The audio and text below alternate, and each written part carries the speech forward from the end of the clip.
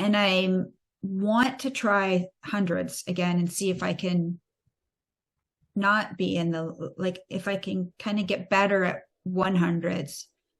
100s don't scare me the way they used to. They seem so short now.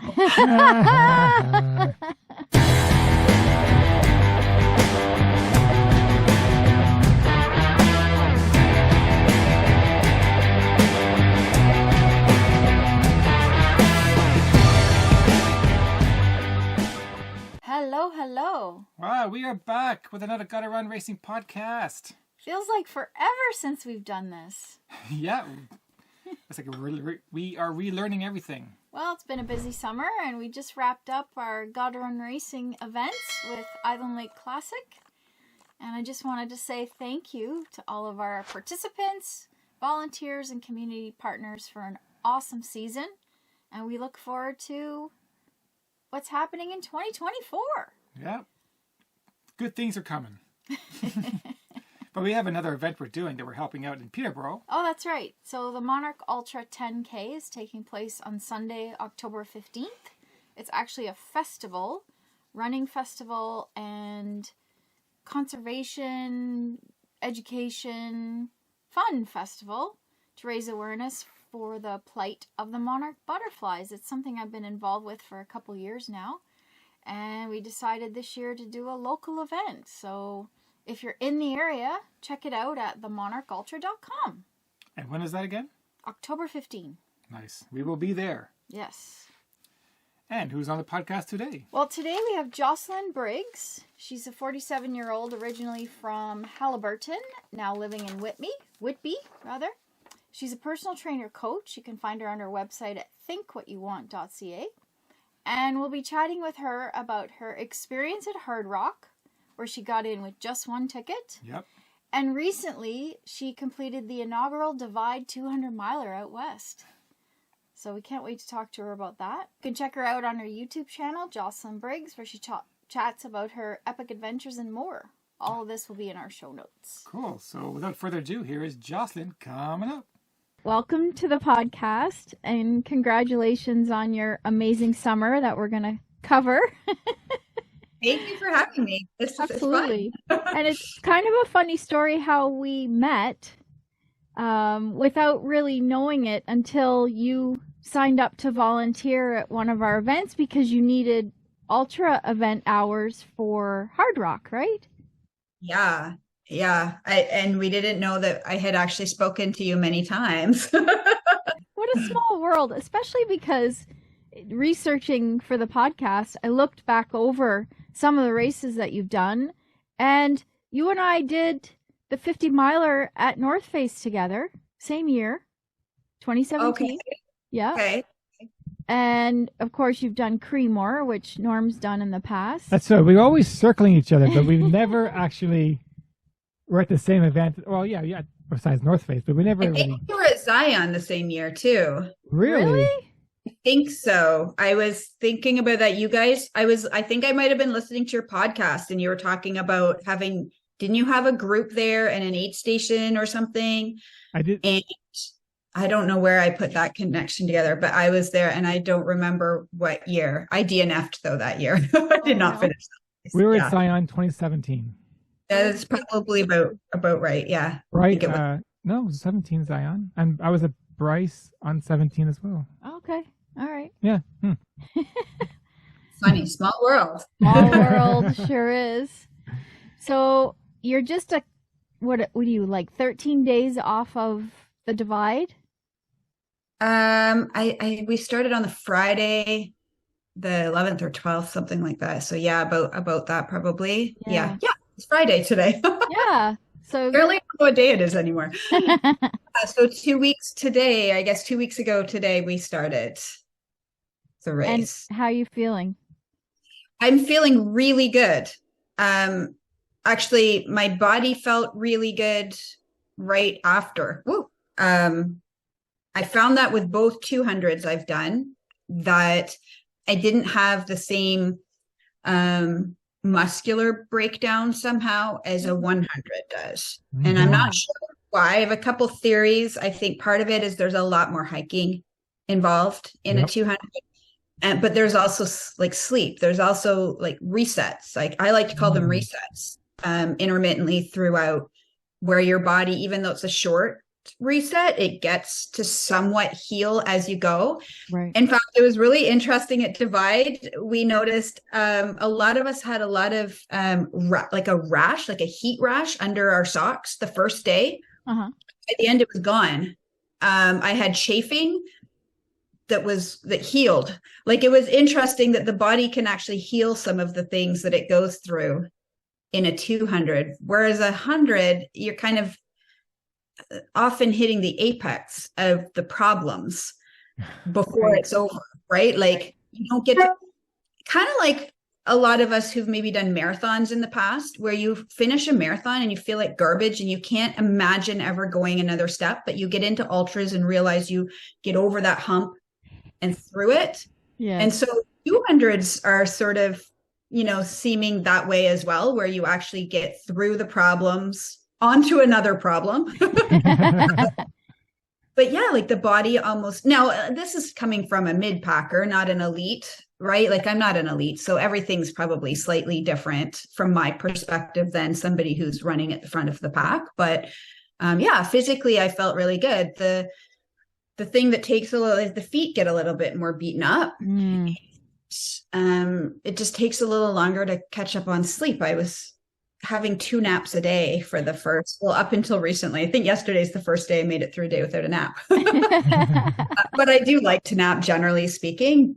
But yeah, it takes a little longer to catch up on the sleep and the eating, I think, from the 200. But physically, like, my muscles and my joints and everything felt really good. That's amazing. Very good. Yeah. The Divide. I'm so curious because either I'm forgetting or you hadn't already signed up for the Divide when we saw you in June, knowing that Hard Rock was also on your plate. I signed up for the Divide because I wasn't supposed to get into Hard Rock. We thought Hard Rock was a training run. It was a training run. Hard Rock, it 100% was a training run, because I figured if I finished Hard Rock, I mean, even 85 miles counts as enough training, I think. I figured my training for Hard Rock and then running Hard Rock would feed Divide. Yeah. So, and I didn't want to think about 2 races. A lot of people have asked me that because I didn't talk about Divide, so nobody knew. So a lot of people, I think, thought that I signed up as a redemption race, like, because I didn't. I was signed up for Divide prior to getting into Hard Rock. I got into Hard Rock, and then they held the lottery for Divide, and I got into that too. And I thought they complemented each other well, so I would go ahead and do both. But I was not going to think about Divide until after Hard Rock. So I gave it no thought, literally so much so that nobody knew I was doing it. I love it. When did you first hear about the Divide? I must have seen it on Facebook, and I don't even remember how I got connected with that. I don't know if I follow maybe the Sinister accounts or something and saw them launching the first 200. Yeah, the Divide seemed like the perfect next 200 because it was another mountain 200. I was hesitant in a sense because I've never done a race the first year. And I've because there's all kinds of things that go wrong. And so I put my name in the lottery and I left it up to the universe to decide if I was supposed to do it. I got in, so that's why. Yeah. So speaking of that, what was the atmosphere like at the race? The beginning of the race, of the Divide. Yeah. Excited. People were really excited. It was a lot of Canadians, like predominantly Canadians, a lot of people who do those events, like they're the Sinister, or is it Sinister Sports, right? Yes. So they have Sinister and the Canadian Death Race. So a lot of people that have done those events. Okay. Yeah. That's who I sort of spoke. There was only 100 entrants. That was their cap. And I think maybe 89 or 90 started. Very small. It was really nice because it started and finished at Castle Mountain Resort. So yeah, just excitement. The weather is perfect, so that's nice. I'll be I don't like the start of races. I hate the start of races actually. And I shouldn't say hate, that's a strong word. I don't love the first chunk.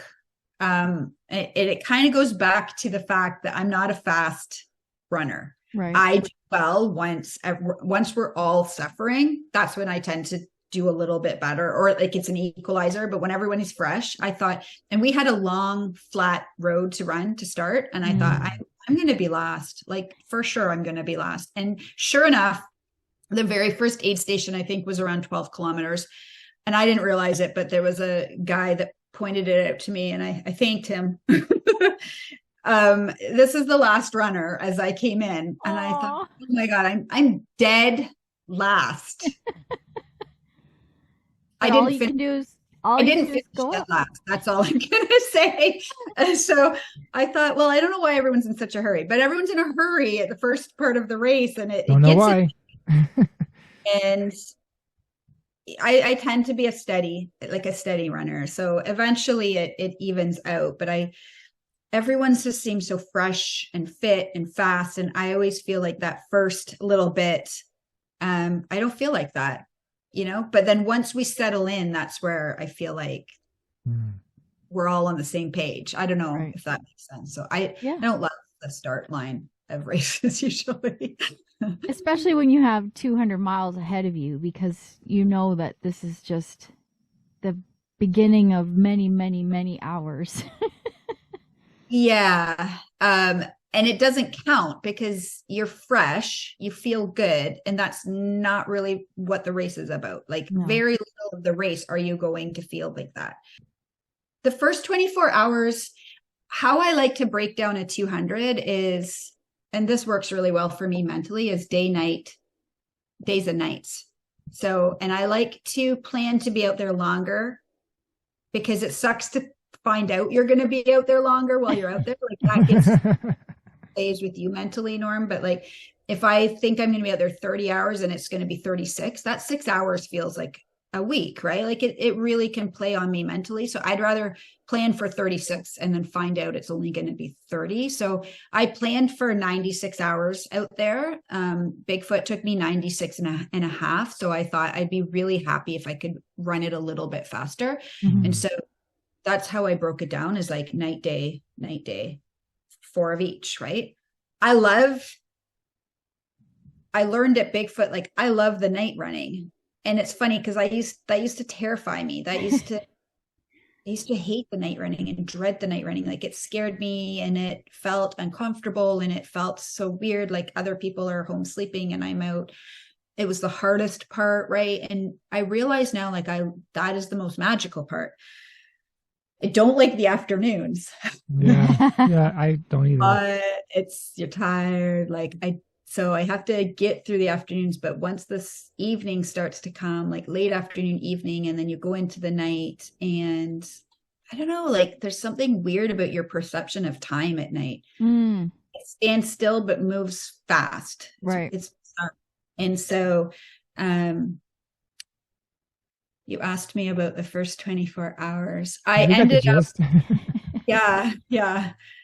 The first night as sun went down, we were cresting Table Mountain, and it was so windy and I was so scared. I was by myself. It was dark. I couldn't see markings. The footing was terrible. Probably one of the most sketchiest descents I think I've ever gone down, even having been at Hard Rock. Yeah, and it was slow, but I came into the aid station. Of course, my crew had been hearing all of this like prior to me coming, so I was a little behind schedule coming in that first night. I think I don't like to look at the standings because there were so few people in them. I was probably about mid-pack, 8th female, but it gave me hope because I'm not last. I was last at the first aid station. And I was mid-pack by the end. And I think, like, what can I do if I can not be lost at the beginning, maybe I don't do that. Like maybe I don't have to go out that conservatively. What was I going to say? Just the execution of divide. I learned a lot of things about myself, and I think there's a lot more in me in terms of the 200s. And I want to try hundreds again and see if I can not be in the, like, if I can kind of get better at 100s. 100s don't scare me the way they used to. They seem so short now, which is a really cool feeling, but it's a great reminder for any goal that we set for ourselves. Is like, I love Bob Proctor. I did a training course with him, and he used to say, like, if you want to make a goal look achievable, then you just compare it to a bigger goal, right? And so there's people, you want to make a 200 look achievable, you just look at bigger things that people are doing. People do way bigger things. Yep.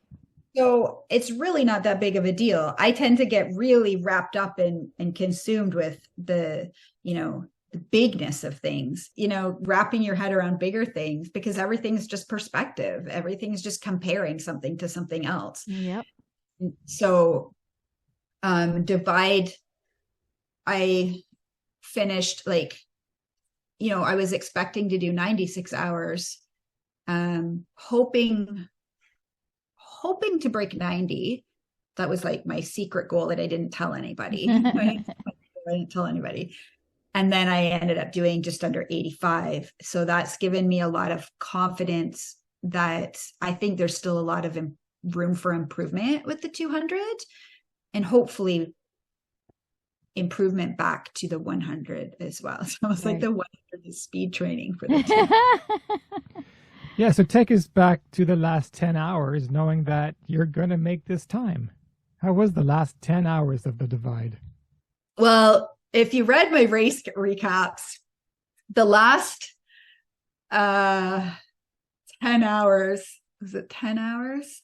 It was the last 47K. The bottom came out mentally. Oh, so I realized something with the multi days. I don't like the first and second day. So I don't like the first day because you're fresh. I already kind of talked about that. I don't like the second day because the second day you're tired, but you still have a long way to go. Yes. It's like the middle, right? And so I knew going in that second day would be hard for me. I was hoping I'd be wrong, but sure enough, the second day was hard. Whatever. I got through that. I got through the second night, and then it's like something flips in me that, okay, now we're on the home stretch. So one of the most magical parts of the whole race was summiting.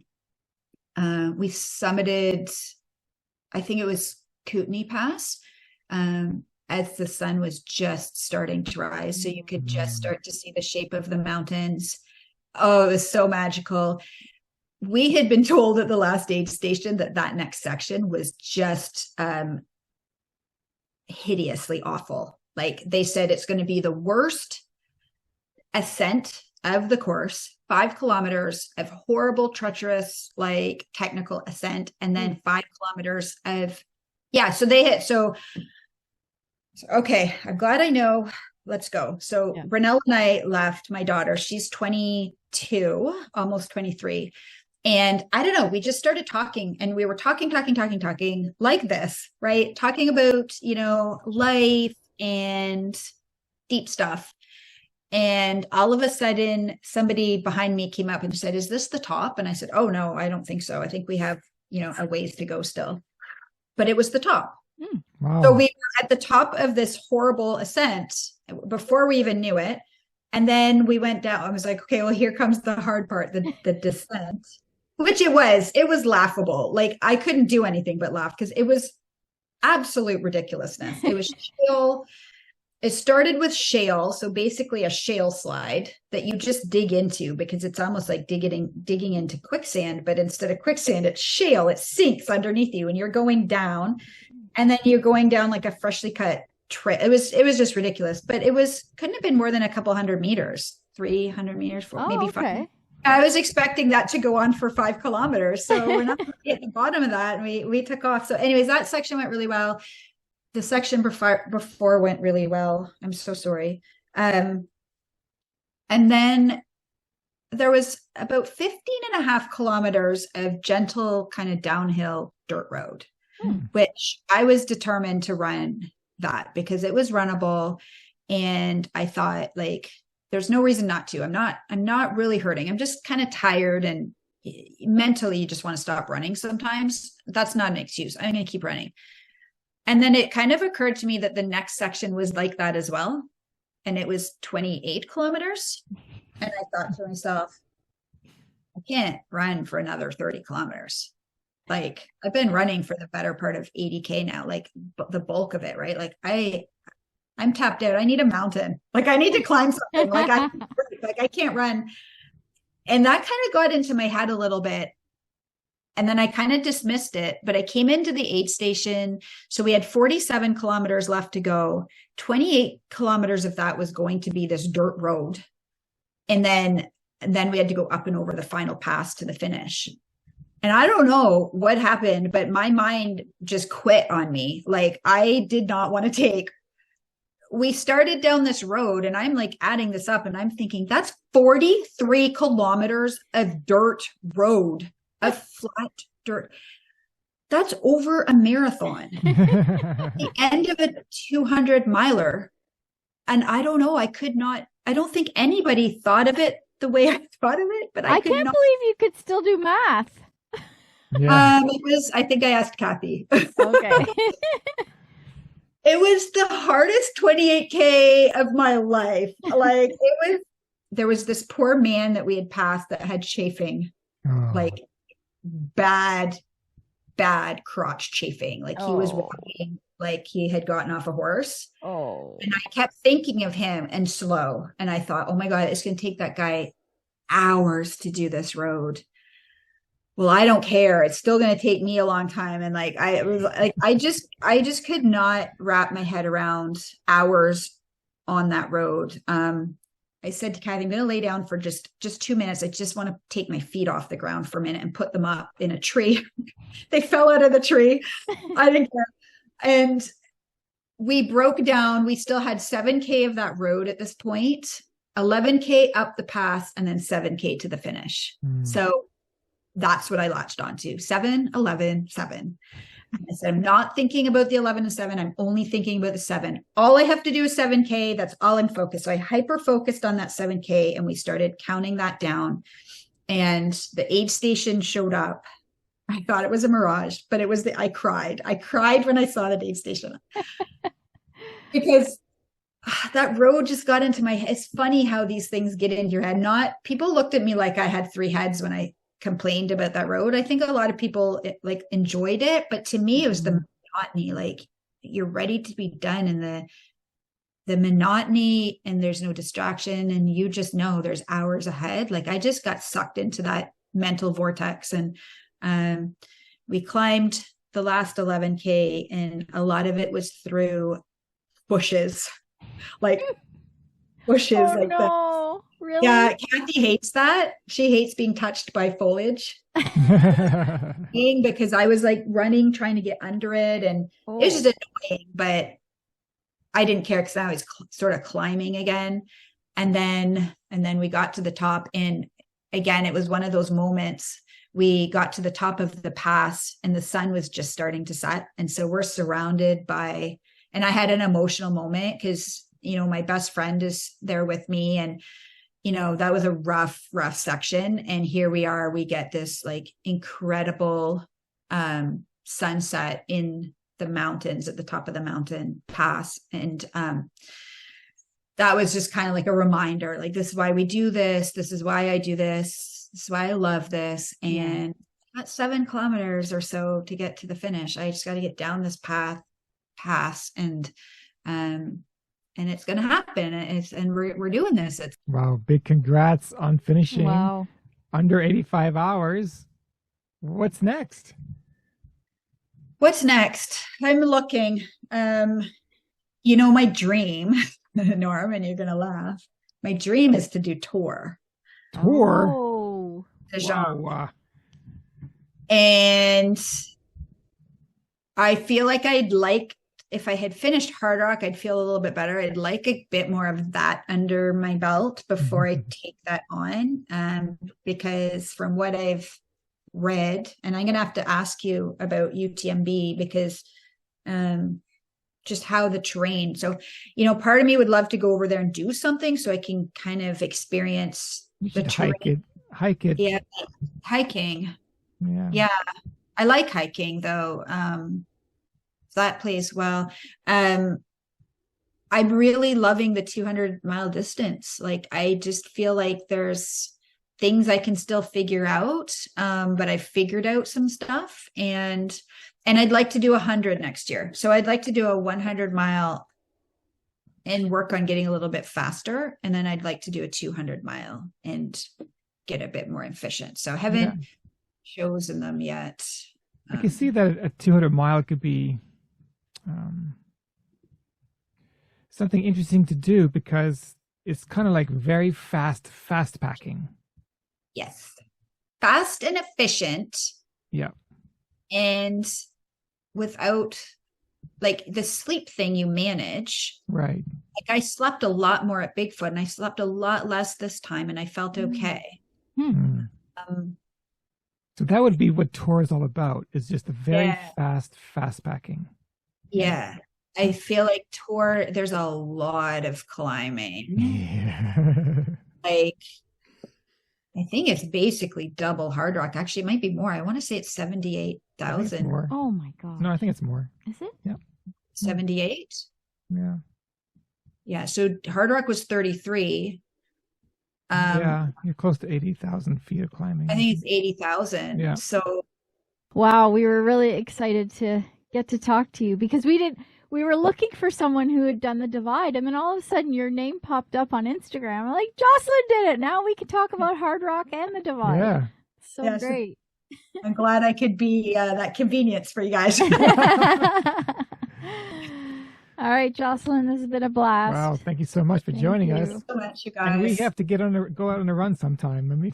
Yeah, because I actually would love to hear about UTMB as well. So yeah, definitely. And I'd love to do some more volunteering for you guys. So just let me know when you're looking for people and if I can fit it there. Thank you with so much. Helpers, if I can bring them. Yeah. Cool. Yeah, for sure. All right. All Well, right. we'll stay in touch. Bye. You too. Bye. And that was Jocelyn Briggs, fresh off her Divide 200, her inaugural race that took care, the only 200 in Canada. The only 200 in Canada at the moment. Yes. And I'm sure that race will grow a lot and bring in international visitors because obviously it's an epic course, beautiful part of the country. Amazing. Hearing her speak about how she makes a bigger goal to make the other goals. Yeah, I understand what she's saying, and I have experienced that in my running choices, but hearing her say it again makes me want to do it again. Do what again? Well, do something that I don't think I can do. So you're saying you want to take on a 100-miler? Well, I don't know what I'm saying, but the feeling that you get when you do something that you were afraid of, no matter what it is, it doesn't have to be running, right? Yep. Take it on. You do it. That's the feeling that we're trying to replicate every day of our life. Yes. And yet, you get into this cycle of life where you don't challenge yourself to do hard things. And then it becomes easy. And then you can't challenge yourself because you're too afraid. I don't want that. Well. There, I've said it. So, it's my turn to pick a race. And I haven't picked one yet. So yep, hey, next year, I'm just coming along for the ride. Because this was my year. Yep. Next year's your year. Right. So I got to pick something epic. So I want to hear from our listeners. Throw out some ideas of what I should do next year. Okay. Whether it's a stage race or anything. Anything. It doesn't have to be, don't think outside the box, people. Doesn't even have to be a race. And back to Jocelyn. I like the fact that I don't know. Wow. Okay. Yeah. Back to Jocelyn. Well, she inspired me. Yeah. I was inspired by what she said because she's very empowering. She's empowered herself. I agree. And the whole time during the pod when she talked about her menstrual cycle kicking ass, okay, I was in tuned. Don't think I wasn't. No, I know. I was like, wow, it's Can you imagine? Can you imagine? No, I cannot imagine me going through that. Exactly. On top of other things happening. Exactly. Oh my God. Exactly. Well, thank you for acknowledging it. That's all we want is to be acknowledged, right? The fact that she DNF'd at Hard Rock, but then came back and kicked ass at the Divide saying, that was then, this is now, let's go! Yeah, love it, love it. Okay, until next time, we are back, folks. We are back with a vengeance. And don't go anywhere. I'm still talking. We are back. Stay tuned. And my video of UTMB is out there on Facebook. Please give it a like, give it a watch if you're interested. You did a good job. Thank you. Okay. All right, bye.